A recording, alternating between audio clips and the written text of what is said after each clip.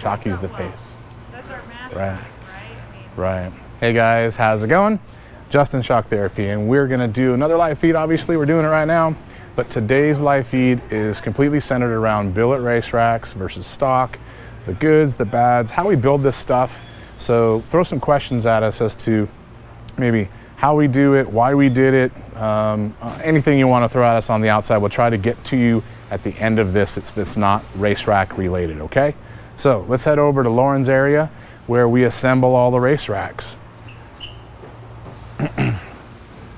Hi, Lauren. Hi. So you guys have already met Lauren before. Her nickname's Lolo, but she is not only in charge of all of the parts around here, but she's also in charge of all the assembly of our billet race racks. So she's kind of the expert when it comes to what we see on the inside of these, and from time to time we get the race racks back, maybe from race teams that don't want to do their own prep work. They want to send it back to us so that we can do the prep work for them. That's what we do. We want to see the lifespan of the rack and how it's been for them, and if there's anything inside the rack that we can improve. So right now, I think Lauren is in the middle of assembling our next batch of X3 race racks. Is that what you're up to right now? Yep. Okay. How many are you putting together, you think? I think about 120. 120 X3 race racks. So if you guys have been waiting for those so you can get them back in your car or upgrade your car, now's the time. They'll be back on the site if they aren't already very, very soon. But we'll get to the X3 stuff here in just a second. What you're looking at is all of the internals on a billet race rack for an XP. Now, the racks are all the same between XP 1000s, XP turbos, with the exception of different length and pinion gear. So this is the gear on the inside of the rack. You can see the end of it. And the length is the only change between basically turbos and XPs. Now there is a different bolt pattern for the new racks that are going in the Turbo S's, which we're in the middle of doing the instructions for that rack right now, and it will be available for everybody with a Turbo S or XP Pro or RS1 here very, very soon, as soon as we have some tie rods for that rack. And yes, we are going to be building tie rods for everything coming soon. That won't happen for another month or two, but yes, you'll be able to buy tie rods from us as well. So we've had this XP rack out for quite some time, 3-4 years probably. And the reason that we built this is because our own personal car, we broke the rack gear literally right in half, and the two pieces of the rack exited the rack, towed out, end of a race. So immediately we decided we're going to go source something that was better. There was only one other rack on the market that was billet and built nicely. So we bought that, put it on the car, and found out that the overall width of that rack was too wide. And that width changes the geometry of the car. When you go too wide down in this spot right here, these two pivot points, if these points right here where the tie rod is bolted on and pivots are too wide, it creates bump steer. And you can immediately get 4 inches of bump steer in a car that had none by putting a rack on that has the wrong pivot point. So that brings up another thing. A lot of times we have customers buy these racks and we install these and lock down the rod ends on the ends, and we supply a clevis that goes into the tie rod, and it's supposed to be installed like this. Well, they think that because the tie rod kit they already have has a rod end on the tie rod and it has a clevis in the factory rack, that they're supposed to spin it around. That is not true. We run this system just like we ship it, and we mark right all over the rack too with tags saying don't ever change it. The reason is, if I can show you just a little close-up right here, these are threaded the same. So absolutely you could take this and spin it around and you could put all these parts in the wrong ends, tie rod or race rack, or the correct end, which would be race rack and tie rod. The problem is the distance from where this rod end bottoms out to where this clevis bottoms out puts this pivoting hole 2 inches this direction and 1 inch from here. So if you flip this around, now this is 2 inches away from the rack and 1 inch off the tie rod. That changed the pivot location by 1 inch per side, and that throws at least 4 inches of bump steer into your car. This is the reason why we ship racks with rod ends in the rack, and the rack is designed around that feature to keep your geometry the way it's supposed to be and not pick up negatives like you would get in some other racks that are out there. Other items that we threw in this thing is hard anodizing. So this is the same as a brake caliper. So this can have all the movement inside with this rack gear throughout its whole life without having any wear on the body. And if you do wear the body out, for instance, cut the boots and get dirt inside there and have that run back and forth, well, we sell the bodies separate. So all you do is buy a body for these 150 bucks, I think, right, Lauren? I think so. 150 bucks for a new body and you have a brand new rack. Good to go. So we just don't see rack gear failures. We don't see rod end failures with these. We don't see anything at all except for getting dirt inside the system and having that wear the body out and then replace the body. That's pretty much the only thing we ever see. So guys that are driving in the mud nonstop or underwater, a lot of stuff in Florida where you have salty water, also sandy, muddy, salty water getting up in there. That's something we see sometimes as well. Have you got any questions before I go to X3s? We got one from, let's see here. I had it, lost it. Rodney Douglas 9, do you have a racetrack for the YXZ? So we do not have a, Rodney, we don't have a race rack for the YXZ, and here's the reason why. Because we're friends with the guys over at Weller, and Weller already makes a billet race rack for the YXZ. So we told them we wouldn't step on their toes, and I'm sure they appreciate that, but we're not going to be making that, so go ahead and purchase one from Weller. We got 150 King _ off-topic question whenever y'all ready. We're ready for you, man. Hit us up, 150 King. Go live with us, brother. Yeah, go live, we'll give you a shirt. How's that? How much do the racetracks cost, Justin? So XP 1000 turbo racks are all about $1,000. X3 racks are all about $2,000. The difference is obvious if you start looking at the parts, and that's one of the reasons we want to show you guys what goes into this. This small section right here is every component for an XP rack. Come over here. This giant section right here is every component for an X3 rack. It is 4 times the machine time labor to make this rack. It's 5 times the material cost and outsourcing of plating and other items in this rack. So there's a lot going on here, but there's absolutely no way that it could be made better. There's no component that we could buy that's stronger. There's no machine process that's better. And there's no coating that's better than what we already do in this rack. It's something that you can't improve, and that was our goal when we first designed it, is to make something that can't be better than the way we made it. So, $1,000 on an XP, $2,000 on an X3. You got something, Mitch? Yep, James Harris 7253, will these help with wheel feedback on an X3? Yes, so James Harris, you kind of nailed the major reason why we built this rack for the X3. On an XP, we broke the rack in half basically and made our own. On an X3, we were running into the same things that everybody else does on a factory rack, and there's a factory one right there. You can see how much smaller it is. It's also basically a round construction. The rack gear is round. So what happens on an X3 is that center link, this piece right here that's got tie rods on it, flexes up and down whenever you hit a bump. And when that unit flexes up and down, it puts the rack gear in a bind. And when that rack gear goes into a bind, the EPS, or power assist, sees it and sees an overload. It sees too much load and it can't overcome it.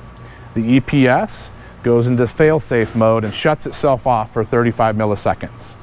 That fail-safe is what you feel when you hit a bump in a turn and it hits something like a whoop. It goes on, off, on, off. And that on, off that the EPS is trying to use to save itself is what you feel is nasty feedback in the car. And as soon as you go to this style rack, which cannot possibly twist, we have a rectangular gear riding inside a rectangular track. And our center link bolts directly to that gear. You can't possibly twist a rectangular system. So there is no way, I'll turn this around because this would be similar to the factory one that you see over there. This is our center link. The stock one would lift up and down. Oh, hang on, Chase, let me get that. All right. So the stock center link is what's lifting up and down and binding the system. Our center link can't lift up and down because that's bolted to this rectangular gear. It can't be rotated in the system. Now that doesn't move, it doesn't bind. If it doesn't bind, your power unit doesn't go into fail-safe mode and you don't feel that nasty feedback. So that's the trail in which all of these things affect each other. The short version is, yes, you put the rack in the car, your feedback's gonna go down to next to nothing. We can't account for everything like bad wheel offset, but as far as the rack binding, that's completely gone, and that's 90% of the problem. Got G-Code MFG asked, do you guys manufacture in-house? If so, when do we get to see the machine shop?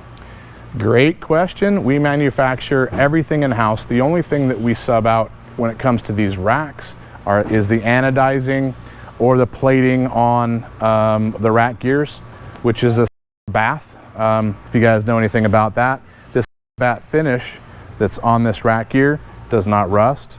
It's got a little bit of lubrication to it, and it's extremely hard. Same style of plating that you see in aerospace components whenever it's steel, and they are not going to go with like a bluing you'd see on a gun. So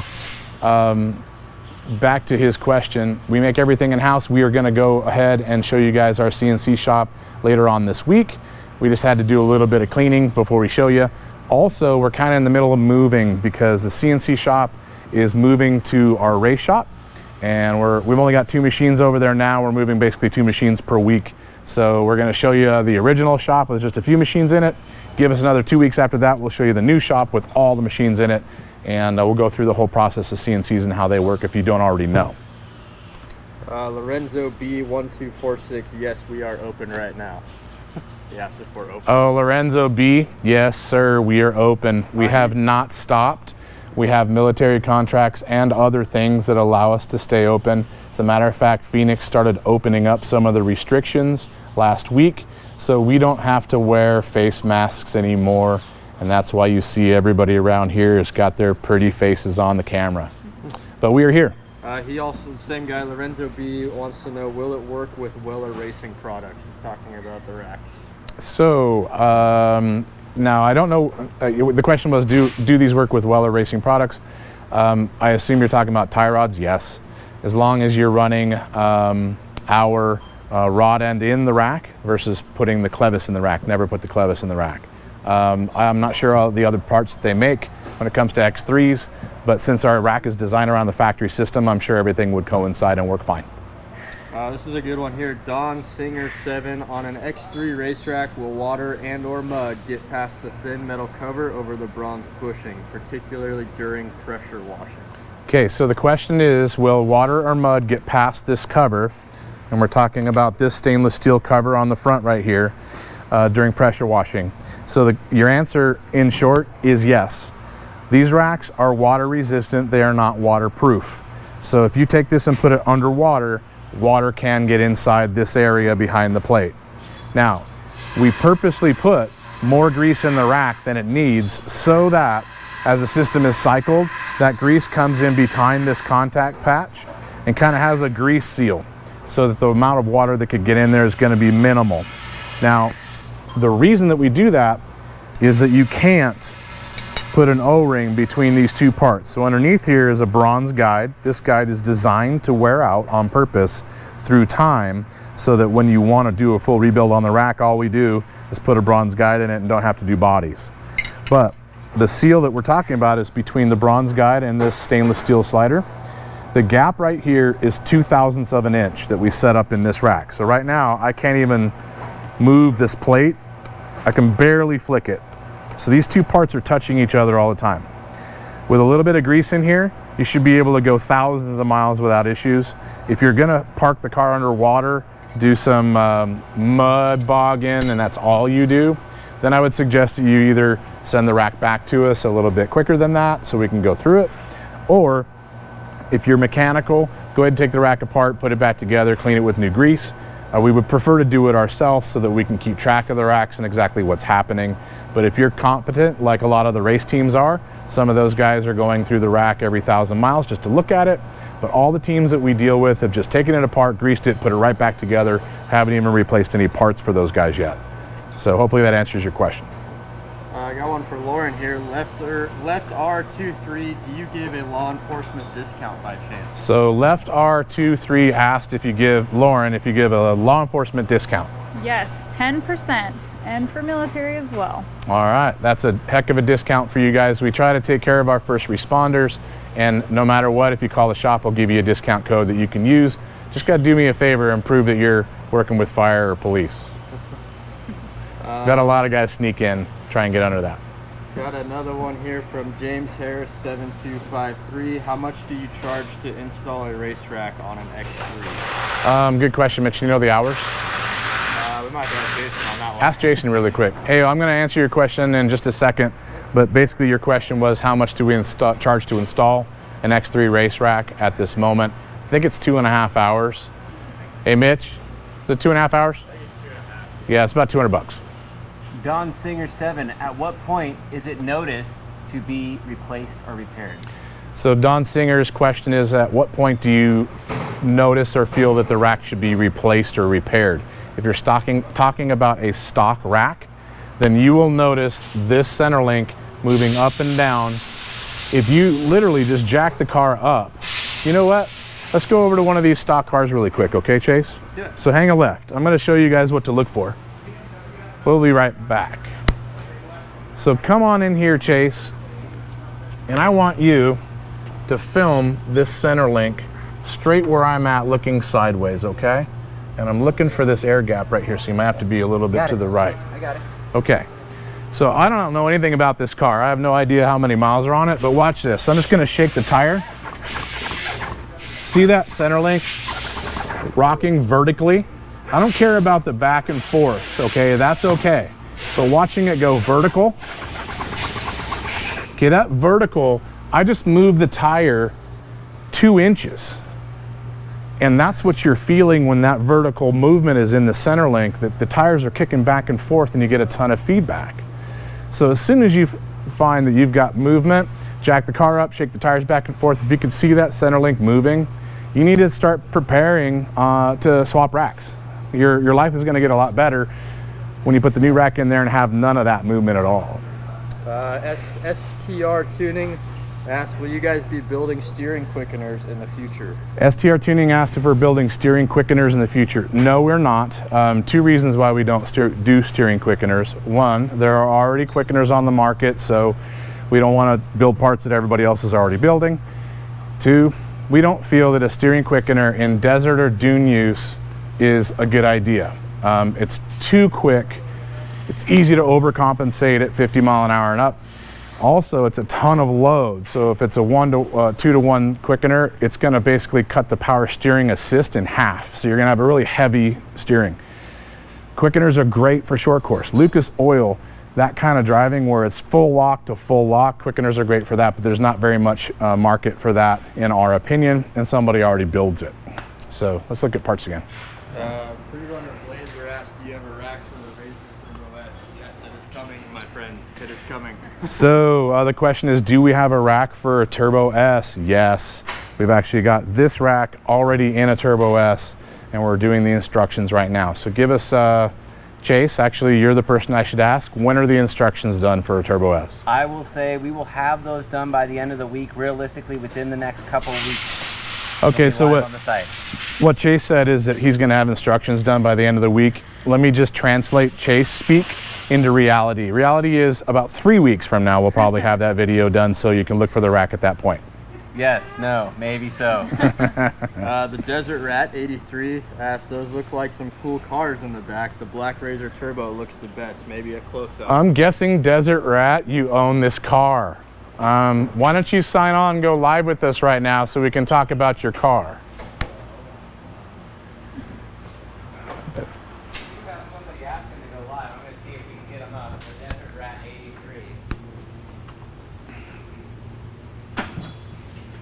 So Desert Rat, is that your car, buddy? Hold on. We'll find out. Let's keep showing this thing. Desert Rat, what's going on, brother? Hey, what's up? What's going on, dude? Does this look familiar? That does. Let's show the back. What about this? Does this look familiar to you? Yeah, let's fix it. Awesome, man. Well, you're in the middle of the works right now. We're getting you all handled. Hey, Deseret, your car's pretty badass, man. Thanks for dropping it off and having us do the work. Thanks for signing in. If you got any cool questions, then hit me up real quick. Otherwise, we're going to put a shirt in your car when you pick it up because you signed in live. He also wants to know where we're at on the install. So let's go grab who's working on his car. All right, so I can tell right now that the back's got the shocks off at the moment. We've got sway bar installed. We've got links on it as well. And it looks like the front shocks are completed because they're on there with stickers and everything.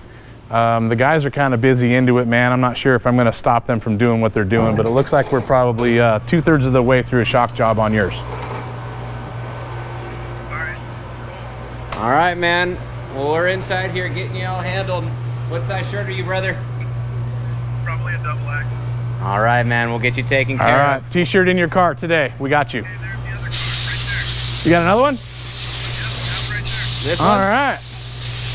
2 birds, 1 stone. I like your style, my friend, and I like that front grill. Yeah, that's my father-in-law. Retired firefighter. Hell yeah, brother. Well, kudos to him. We'll We make got sure- firefighter discount on your paperwork, bud. Probably not. Let's make sure we got it, okay? I'll get the T-shirts handled, and we'll make sure that the firefighter stuff's on there as well for a discount. What size shirt is your old man? XL. XL. Hell yeah, we got you guys covered, all right, brother? You guys do military discount? We do military, firefighter, and police officer discount. All right.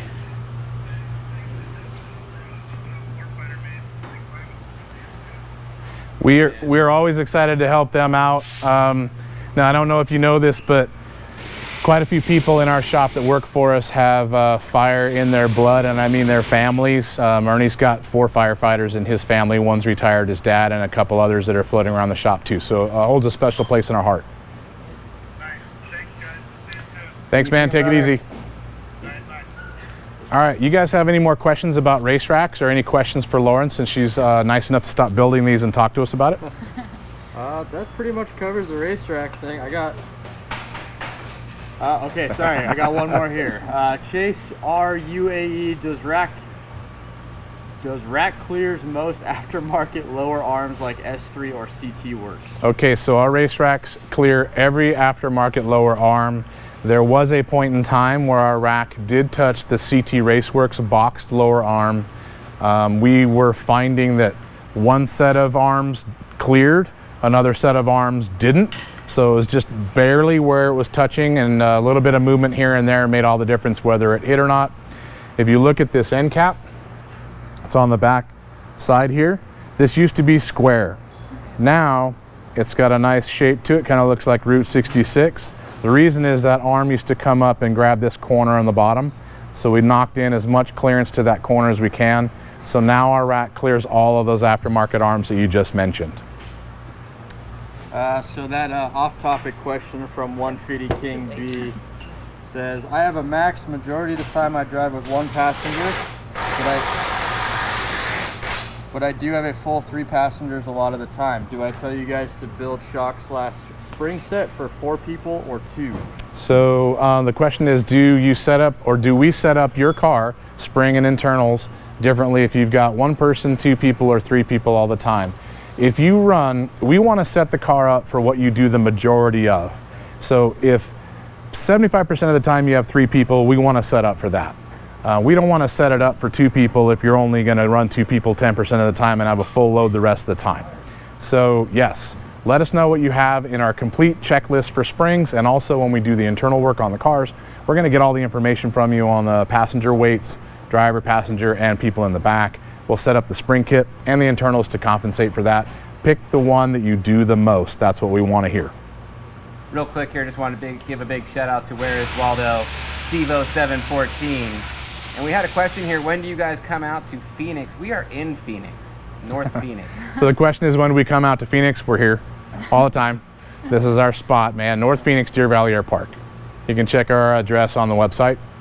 And what'd Stevo say? He's always in. Stevo just gave us a thumbs up, but all right, thank you, Stevo. Appreciate it. Couple more? We got one more kind of here.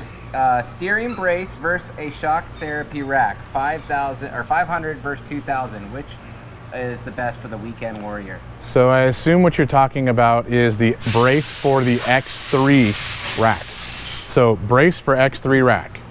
Here's the deal. That brace basically mounts to the front of the rack. Actually, go to the stock rack. Mounts to the front of the rack and has an adapter that slides the rack in between an aluminum brake bracket. Okay, that does not work. Here's the reason for that. You can't run these two materials together. It galls up the aluminum and sticks. The other reason is this aluminum support is not tall enough. The frame is in the way. It's not thick enough to stop it from bending it anyway. So the support is absolutely not a good idea. If you do it, you'll end up redoing it. So I would say just save the money and go ahead and do the rack, and you'll be much better off. Jennifer Barnier asked, what is the cost to RIS a 2017 XP4 1000 if I already have my springs? Does that price include shipping? She also just downloaded Instagram for us, guys. That's a huge deal. All right, well, I forgot her name, but the question is, how much does a 2017 Turbo RIS cost if you already have springs? That's $750 for the whole car. I assume that is a set of Fox shocks on that car, right, Mitch? No matter what, there's not a Walker option on that one.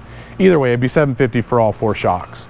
And the shipping, we've got shipping instructions on our site. If you click on that, it'll kind of go through the whole process and make it really easy for you to send them to us.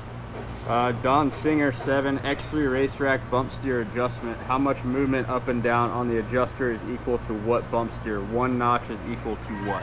Take a look at this right here. See right there? We actually put that right on the rack for you. So you can see raising and lowering it 1 movement is going to be equal to a 1/4 inch of bump steer. 1 notch, 1/4 inch. His question was how much movement in the center link is equal to what bump steer. There's your answer. Now that's a round number, buddy. It could be 20 thousandths more or less than that, but it's right about a 1/4 of an inch of bump.